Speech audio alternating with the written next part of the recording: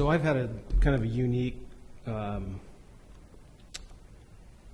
experience, because I've sat in your, well, not in your chair exactly, but I was on the Urban Growth Boundary Steering Committee from 2008 through 2013. And to this date, that line has still not moved. And that is the crux of our issue right now. When Justin speaks about the extension of utilities, the problem is that we are feeding off the scraps of an urban growth boundary that was adopted when I was 12, and I'm not young. So, I mean, that's what we're looking at, is we are literally we are economically hamstrung without more buildable properties. I mean, there are, what's available, like Justin was saying, if the utilities aren't there, it doesn't even work, because what we're doing is we're doing minor land partitions, we're doing 6-lot subdivisions. There's not enough buildable land to a scale that makes economic feasibility to extend services, to create housing that's needed here. We get calls, daily, weekly, and we just can't service a client because we don't have what they're looking for. And it's always the same. We've been looking for months and months. Do you have anything? And they're just calling out of the blue, not even an advertisement. What do you have? And I'm like, well, we don't, we have this and that and this. And that's not it, that won't work. So, I mean, as a development committee, the best thing that you could do is give Laura the resources to complete what needs to be done to get the line moved. And in saying that, I don't know how familiar you are with what we did there, but we had a recommendation of between 1,300 to 1,800 acres of expanding the urban growth boundary. And by the time it got done through adoption, it was hatcheted down to where, it really needs to be reopened and examined again, because yes, it will help, but it is not a solution. And so, I would really encourage you guys to, if there's any way to give Laura what she needs to get that done. We were talking transportation, where we have utilities to do still, infrastructure, utility plans. That's what we need. Laura, would you like to address? I just want to kind of make a clarification what Jay was referring to, because it started some discussion over here. So the UGB in itself was expanded in 2014, but what Jay's referring to is the accompanying zoning has not been implemented. So what's inside our new urban growth boundary still has the county zoning. So if somebody wants to develop one of those lots along Allen Creek, they would go to the county building department and still develop it to the rural residential 5-acre minimum standards. Our hands have been tied a little bit because we're waiting for ODOT to complete our transportation plan for our overall community, and we couldn't implement that zoning until that plan's done, which now hopefully will be in November. And then there's things like exactly infrastructure. The only way to go through and do some of that infrastructure right now is raise those system development charges or raise the utility rate fees that everybody's already paying. So it's a huge challenge for the council to address. And so they've been trying to look at it holistically and not just overreact in one area or the other. But it's something that's going to challenge the community. For clarification, are you saying that the spirit of and the bulk of the problem that he's addressing is in the Allendale part, or what about the rest of the UGB? Does it apply there? That's all of it. The Allen Creek area could move ahead on its own because it has had its own traffic study for that area. But we're also dealing with the street improvements on that. So if we don't go through the other Allen Creek Road project, then do we go back to the developers and put the burden on developing that street on the developers? So it does have sewer and water down that street, so it's a little bit less impacted, but you need right of way. It's going to be quite a patchwork of a system if we don't go through and just complete the overall Allen Creek project, which includes federal funding to do that. Can you clarify what other areas were expanded in the urban growth boundary? Of course, I can't speak without a map in front of me. So there have been fringe areas that we've been expanded to. If you think of the city of Grants Pass from an aerial view, we look like an angelfish. So, and it's the tail that goes out along Leonard Road, south of the river, that most of the expansion area is in. There's a little bit up on the nose, but that's industrial on Spalding, and a little bit up on the fin going up Highland, but most of that's kind of a mixed-use Spalding. So we do have more of that into the Redwood area, the Allen Creek Road area, and a little bit of expansion on the other side off of Clover Lawn. And so I can bring a map out for you the next time. So, but we also have what's referred to as an urban reserve, which would be the next 10 years of development. And we're, with the buildable lands, that's where all the flat area is. We can't go up into Upper River, Lower River Road area because that's exclusive farm, back to some of the resource that Brad was talking about. But it's also flood hazard. So then you have the limitations. You don't want to put people in jeopardy of the flood hazard because we had water up to Lower River Road out through Hunt Lane in the 64 flood.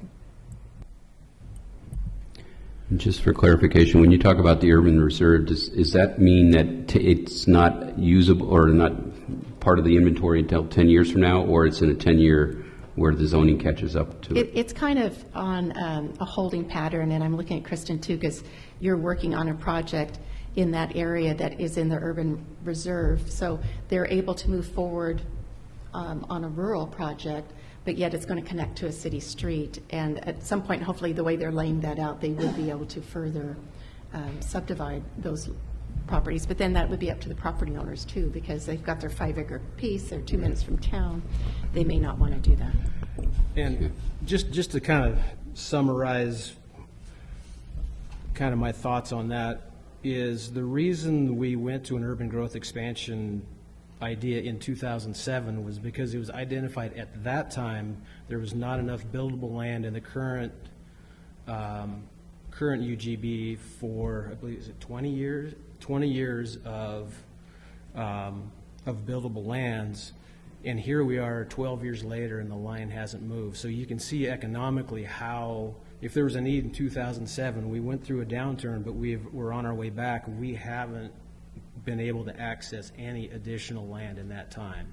And so we're not able to go out and hire more crews, more plumbers, electricians. It economically impacts everyone because they're not going to go out to eat. They're not going to go to the grocery store. They're not going to use the services that the rest of the community provides, as a service. And so, there's some things that the city is missing out on.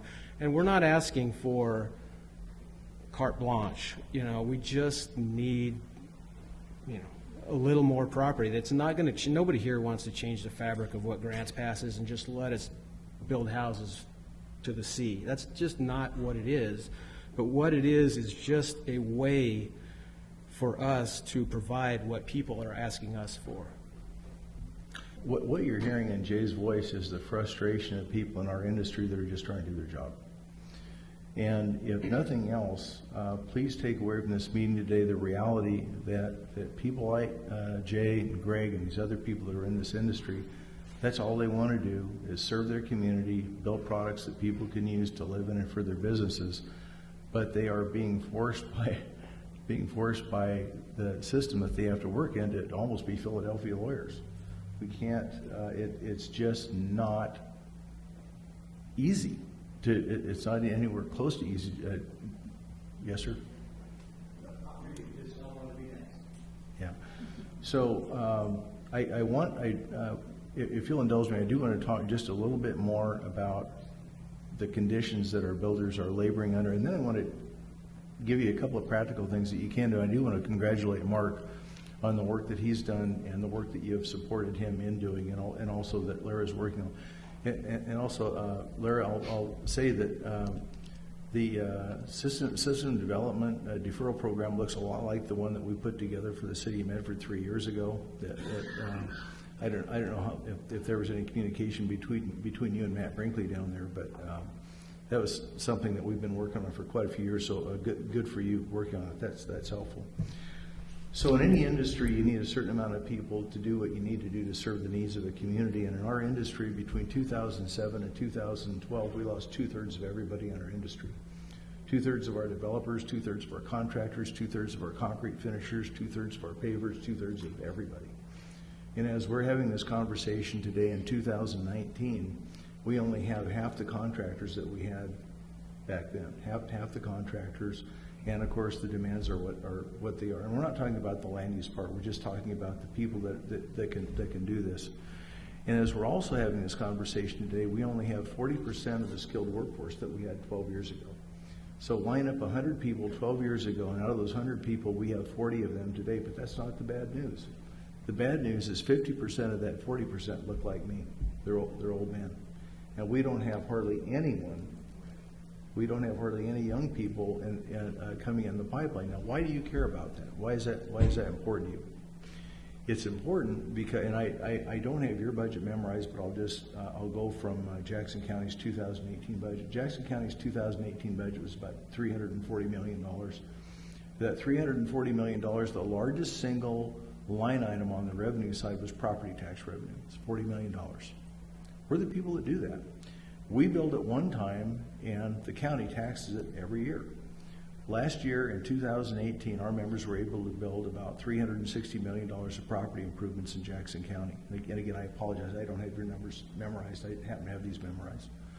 We underbuilt the market 100%. If we would have had the labor force, if we would have had the ability to do it, we could have built $760 million of property improvements. Those property tax revenues are what give you the ability to serve the people that live in Josephine County and Grants Pass. The only way you can have a healthy community is you have to have healthy builders. If you don't, in a service-based economy, which is what, in the Oregon I grew up in, we had a resource-based economy. We don't have that anymore. We have a service-based economy. The only way you can have a healthy service-based economy is you have to have strong builders, because they are the ones, these people here, Greg and Jay, it's their labor and their efforts creating a rising tax base that give you ability to meet the needs. The one thing that I'd like to congratulate Mark on is offering more services. And if I could just ask you to do one thing on behalf of your builders, it would be to do this. Anytime you see one of our people standing in one of your offices, it's probably costing him $1,000 an hour to stand there.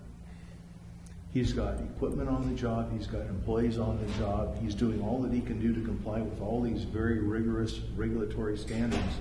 And the most important thing that you can do is give your builders the tools that they need to get their get their questions answered quickly. You can't always say yes, planning is very difficult, it's regulated by the state, it's not regulated by you, it's regulated by the state of Oregon. But whatever answer that you need to give your builder, whether it's yes or no, the sooner that you can give him that answer, the faster he can adapt to it and keep his project moving forward. The single most important thing that you can do to help your builders is cut down the amount of time it takes them to do what they do. All right. Okay. Darren? Well, and I would like to hear from Kristen and from Jason, if you guys are willing. But it feels like we got into this log jam as a community to where everything got jammed up and development has had trouble. And so the government bodies are trying to find a way to uncork that log jam. And so is that going to be a temporary reduction in SDCs and fees where the city just eats it for a year or two while we try and incentivize multifamily dwellings? What's keeping us away from building 4-plexes and 8-plexes and 30-plexes is what we're not building. And I know the state has taken the landlords and marginalized them and really got on the side of the renter, and that disincentivizes it. But it's clearly what we're missing as a community. And I understand building a single-family dwelling and getting involved in a 6-plat or whatever it has a beginning and an end, and you get to move on. And you're not married to it. Nobody wants to be married to an 8-unit or a 30-unit for the next 20 years. But how can we get somebody there, whether it be a group of investors, whether it be, I don't know what it looks like, but we know what we're missing, and this log jam is killing us. So how can we uncork it? Is that construction excise tax a good idea? What can you tell us as government entities to change or modify or whatever it is to get out of the way so that you guys can still make money but build the stuff we're missing? Because if we build 3 more years of single-family dwellings, we're going to have the same conversation and nobody in the up and coming is going to have a place to go. And so we got to find how we can uncork this logjam, and that's what I'm hoping to hear from you guys. Solutions. Well, we have looked, we have built 6 or 8 duplexes in the last, 3 or 4 years, and those pencil fine. The minute you get into the larger developed, smaller units, you run into the commercial building code, you run into, parking lots and land. I don't know that there's enough in what you do to make, if we just built it, I don't know that it even pencils, given the current, HUD rates for rent. I don't know that even, I don't think the return is, the return just isn't there. I had a conversation with Jason Elzey of the Jackson County Housing Authority, and his comment was, well, private people cannot compete with what we do. And he primarily obviously works in Jackson County. And so that, I think, you're going to need some sort of quasi-governmental cooperation.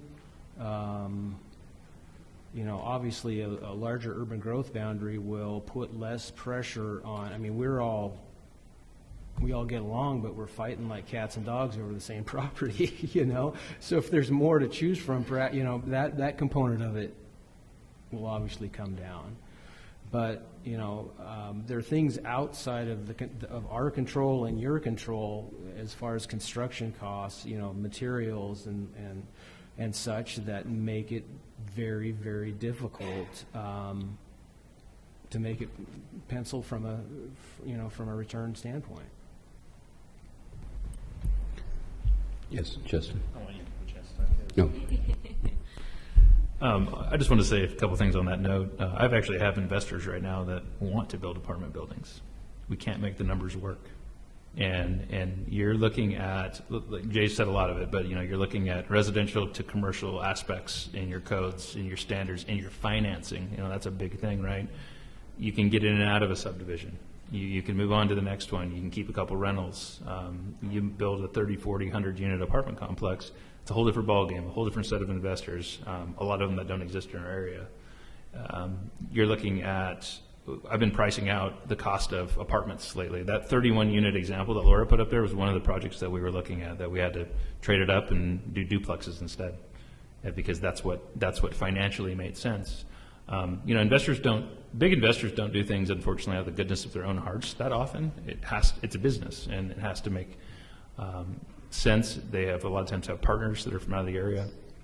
And we've been pricing out apartments, and the cost per square foot for an apartment unit is much higher than a single family home or a duplex. And the reasons that is you've got the materials. The materials are the materials. The labor to put those materials together is what it is. But you've got commercial parking lots you're building. Instead of a lawn sprinkler system, you're putting in a fire sprinkler system. You're putting in firewalls between your different units. Mark, you mentioned some things about that.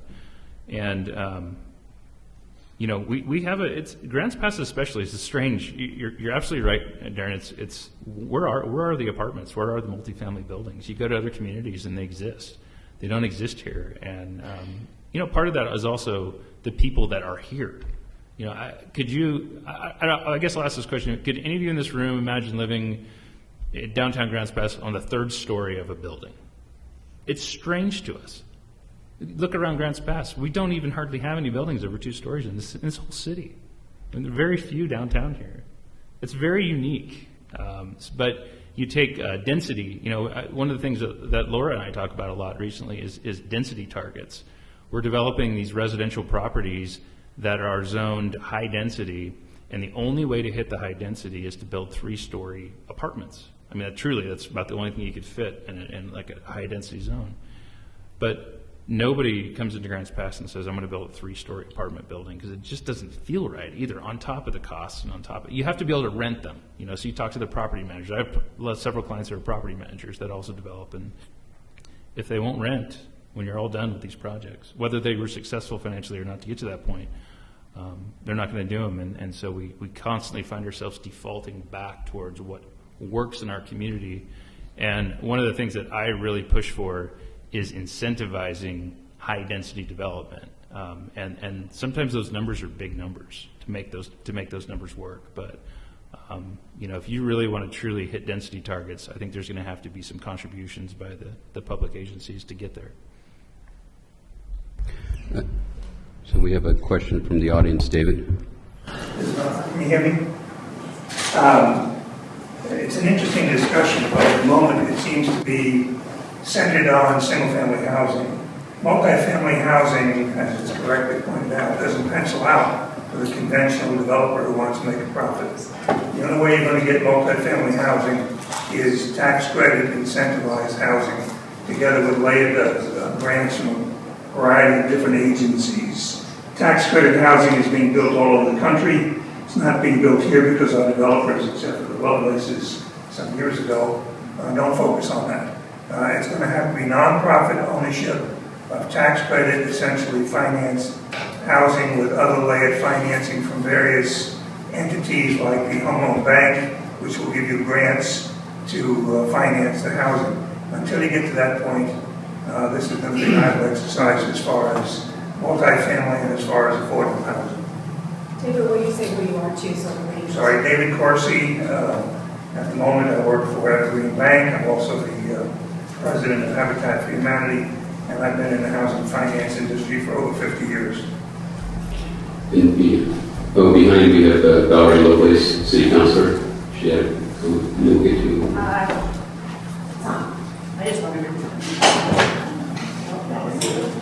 wanted to respond. I'll talk loud. Respond to that, because what I have seen in my years being married to Bill Lovelace is they have moved totally away from, he is a for-profit, and working with with the Democratic government, they have pushed aside where they will no longer accept anybody who is for-profit.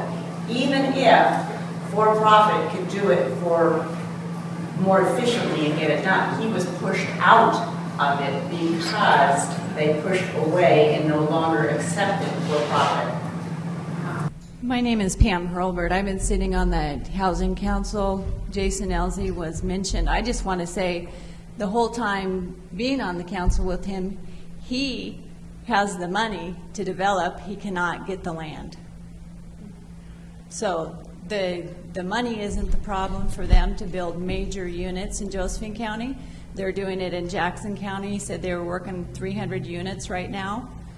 And his problem has been he has not been able to locate the land in Grants Pass in Josephine County. And in my conversation with him, he told me if it's 4 acres or under, he won't even look at it in Grants Pass. If it's not an approved project, he will not even consider it.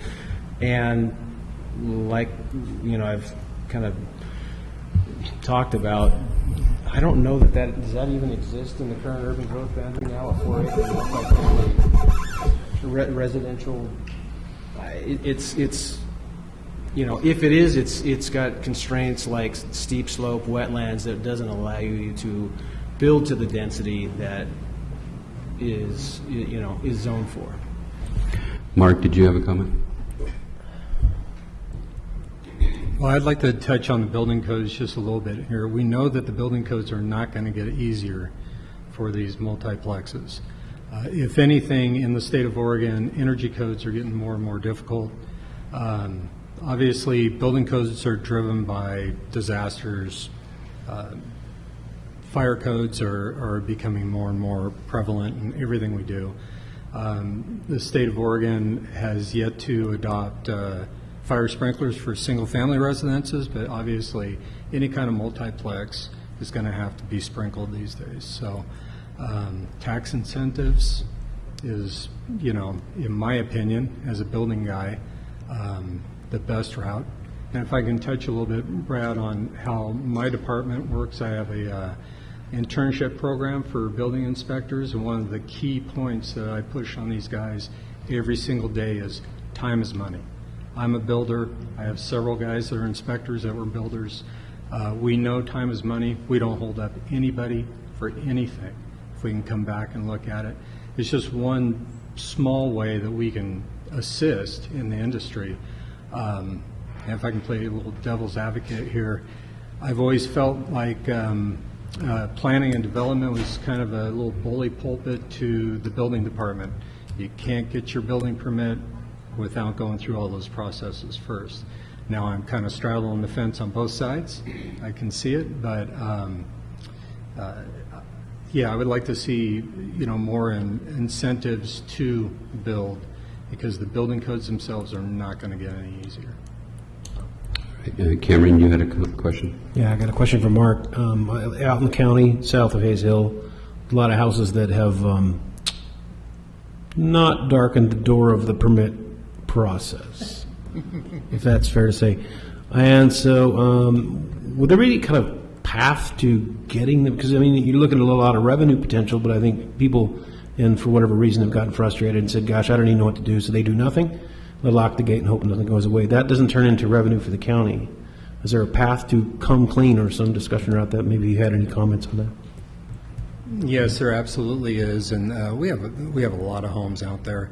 I've even had builders that I won't name that have come to me after the fact and said, I never thought I was going to sell the home, but now I am, and they never got any permits. So what I try to develop within our department is user-friendly. We're there to help. There are no penalties for building without a permit. We try to get them to come in voluntarily. We don't penalize them for that, but they will go through an engineer. There is a process to get there. I would hope they'd come see us first, which will save them money in the long run. We do have a fairly good code enforcement program going now that, you know, there's a lot of neighbors calling us about projects that are going up. But, we're about the safety side of it. I'm not that concerned with the revenue that comes from that. Obviously, you know, we all run on that, but it's more important for us that people are safe in the structures that they're in. We've seen some really unsafe conditions in this county, so education all the time. Also, it's not fair that these builders are doing the right thing. They're coming in, they're getting their permits, they're going through the process, while we have others out there that are unlicensed, just building as they go and then walking away from homeowners, property owners in bad condition. So. All right, we have a question in the audience. Some comments have been made. John, I only have a comment. Is that appropriate at this time? Please. I'm Caleb LaPlante. I'm a principal real estate broker, and I own Generations Real Estate, my own company.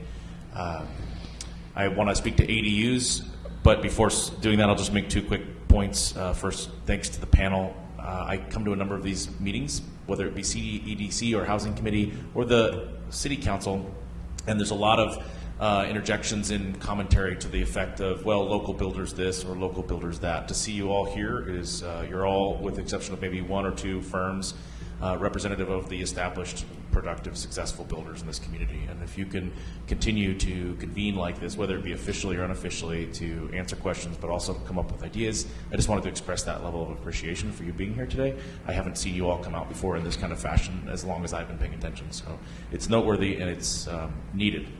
The second thing is, if Brad, you'll forgive me this, and others, those who know me and my interest in aviation, in Jackson County, after property taxes, aviation is the number 2 revenue generating engine in Jackson County. So nobody's laughing, but I thought some of you who know me would think that was funny because of my aviation background. So to ADUs, the thing that I wanted to just make sure goes on record and to bring together out of all of this, some of Laura's commentary about ADUs earlier.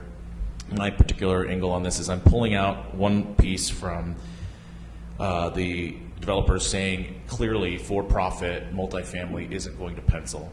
Commissioner Fowler, you asked the question, they answered it. I think we need to just recognize that's a fact in our community. So the value of ADUs is for individual property owners, homeowners especially, those actually do pencil. And there is a profit center for that particular homeowner. And so I'm going somewhere with this. It's just contrast to the large developer builder who can't make multifamily work presently. A financing option for accessory dwelling units, because somebody asked it from Valerian. I'm sorry, I can't remember your name. I know Jason's name, but I can't remember Craig. A renovation loan, which previously 5 years ago wasn't hardly even known in this community, will allow the purchase or refinance of an existing single-family dwelling and the building of an accessory dwelling unit all in one financing package. You avoid that conflict with your existing mortgage.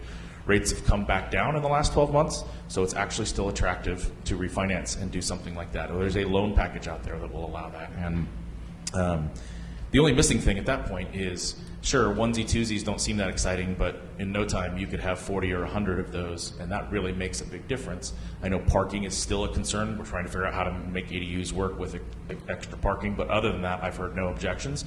And it's just a matter of marketing and letting our community know that's an opportunity, because if the profit is for the individual homeowner or profit owner or property owner, they just don't know about that opportunity. They're motivated by the same reasons that these builders are motivated by, and they just don't know about that opportunity. It's something that will make a measurable difference in our community. And I just, as all of you also who know me, know that I've been an ADU advocate for nearly 24 months. It should be no surprise that I'm going to speak into the microphone about that today. And those are my thoughts to bring some of this commentary together around that particular topic, to focus you all on that opportunity as you leave this forum. Thank you, Kelly. David? One more comment about multifamily. It certainly doesn't pencil out for the profit-making developer. But as I said before, it's being done all over the state. Hundreds of millions of dollars in multifamily housing, tax credit housing, has been approved by the state housing agency. Grants Pass got none of it. Josephine County got none of it. We're just simply not in that game, but it's being done, and it can be done. We just need to get on that program.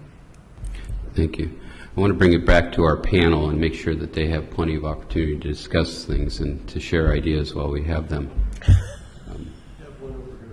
Okay, thank you. I was just curious. I think a comment was made about there not being any high-rise building here. How much of that is possibly because of the gray-haired population in the county? You know, many of us that are a little bit on the elderly side would prefer to live closer to the ground because it's it's easier for us. Let me put it that way. Do you think that's much of a factor? I live in the Illinois Valley. 26% of our population is elderly. You know, the idea of climbing up steps is not a great thing. Elevators take time, awkward, hazardous sometimes. How much of that do you think is a factor? I mean, there's multiple reasons that we're not building the multifamily right now, besides it's not penciling out and we don't want to be married to it because that's a big project to manage. But with our single-family residential, that demographic is huge to us. We don't build any two-stories at Northridge because most of our clientele does not want to walk up and down the stairs. That's what I thought. That I'm assuming that is a factor in the whole thing. My other question for you is, any of you that want to build out in the Illinois Valley, I believe there's land out there for you, and we would welcome to have builders come out, and we would love to have a lot more building out there, and I recognize, and you would be welcomed out in the Illinois Valley. Yeah, Mr. Chairman, she makes a good point. There's an H factor in this. I'd like to just give you my thoughts on that for a moment. But I'm going to start it out with this statement. Housing in Josephine County and Grants Pass is not too expensive. It is too inexpensive, just not for people that don't live here. Your housing is too inexpensive, just not for people that live here. Now, what do I mean by that? So here we go. Here we go in the math part. So Oregon's a state with about 4.1 million people in it. That's the entire state. Jackson County, I think, has about 230,000. I think Josephine County has around 55,000. 86. 80,000, so just round off to 100,000. Our state right next to us, California, is 40 million people. Last year in 2018, 5.5 million people turned 65 years old in the state of California. So 5.5 million people reached retirement age, almost 1.5 million more people than we have in our entire state. They're in a high tax impact state, and we know that when people retire, it doesn't matter what your last name is or what your job was, you have only one goal, and that goal is not to outlive your money. That's your goal. So their average house down there sells for about 1.2 million. They can come up here, they can buy, they can buy the property of their dreams here in Josephine County. But the problem is that housing is a competition because our builders can only build so fast. We've talked a lot about the building lot shortage. So our young people, and this is important to me, so our young people, they're getting out of high school, they're getting out of college, they're trying to start their family, and they're trying to compete for housing with these people that are relocating, that just sold $1.2 million house. They've got their pension, they've got their life savings, they have all these financial instruments that are giving them the ability to purchase homes that our young people don't have. That's all there is to it. People live where they live for one or two reasons. Either they want to or they have to. There's been a lot of talk about multifamily. I can tell you that nobody that I graduated high school with wanted to move into an MFR. We all wanted the 3-bedroom, 2-bath, a little bit of a yard, hit a baseball, throw a football, that sort of thing.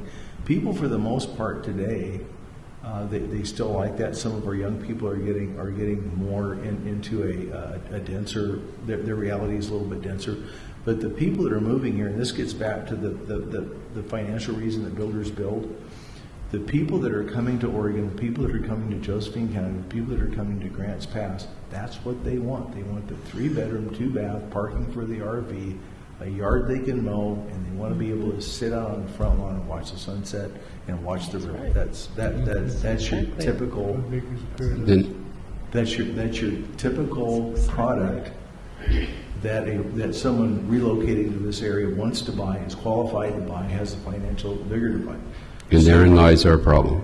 So builders, oddly enough, if you expect your builders to stay in business, they have to build a product that's going to sell for enough money that they can recover all of their investment costs and make a little bit of a profit.